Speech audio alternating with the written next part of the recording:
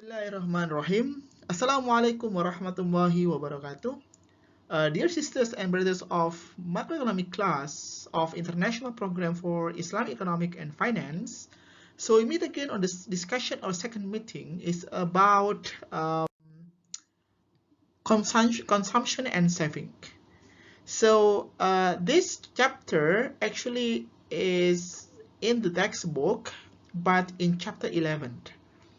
So in the end of the chapter 11, you will see some of the important words or keywords that I need to be discussed with you today. So some of them are about net national saving. So the net national saving here is sum of the public and private saving. So if we talk about national saving, we talk about public and private saving. And the second one is the life cycle hypothesis. So this hypothesis says that saving is resulting mainly from individuals' desires to provide for consumption in old age. So in other words, this hypothesis tells you about the cycle of life of the people, whereby in the beginning they save more because they're still in the best conditions, but having retired, then the level of consumptions will be keeping standard by spending the saving that they have conducted before. So in this case, the life cycle hypothesis tells us about the consumption plan. And the third one, de-saving.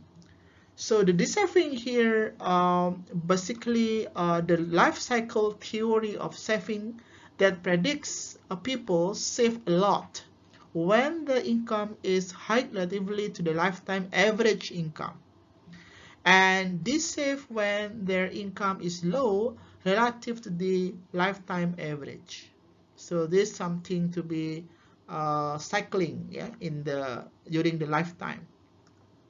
And the fourth one, permanent income. So it refers to consumption that is not related to the current income, but to a longer term estimate of income. So on this case, the permanent income not only just related with your current income, but another income during the longer terms. And the fifth one, rational expectations. So this expectations of income is seen in the many earlier periods. So the people views about the future as the future conditions, and then they have in their own mind about the expectation that will be happens in the near futures by looking from now, or by looking at the previous time. And the sixth one, access sensitivity. So here is consumption should not respond much to the changes in the current income unless those changes are permanent. So it means that the consumption behavior of the people is not constant, but it is quite dynamics.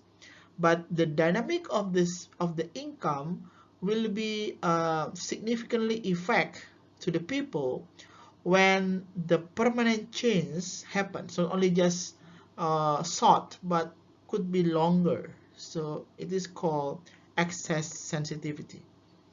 And seven, liquidity constraints. So it is the conditions where the household is failed to divide and change between the permanent and transitory income. So we have two kinds of income, permanent and transitory. Transitory means is not regular. So some income will be given in the particular periods, but maybe it will not be given. So this transitory income. So somehow we consume is because of the permanent income. So here we have to notice about transitory income as well. And the eighth is myopia. It's the value of the household to forecast the best possible ways by using all available information about the how income behave. So the people fails to discern about the future um, conditions of the economy, so they forgot to conduct uh, anticipatory activities or anticipative actions. And the 9-1 buffer stock saving here is the saving which is used to maintain consumption when times are bad and to add to when times are good. So here is the buffer stock system.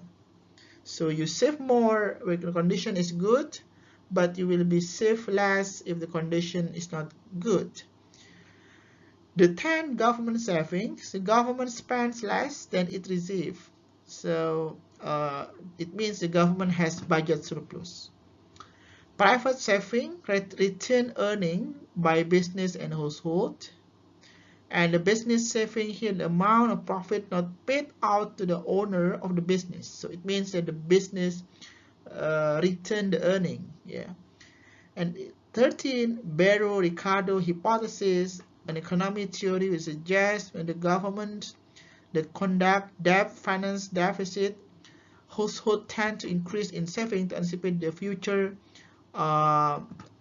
loss due to the deficit policy. So here, the Barrow has hypothesized that the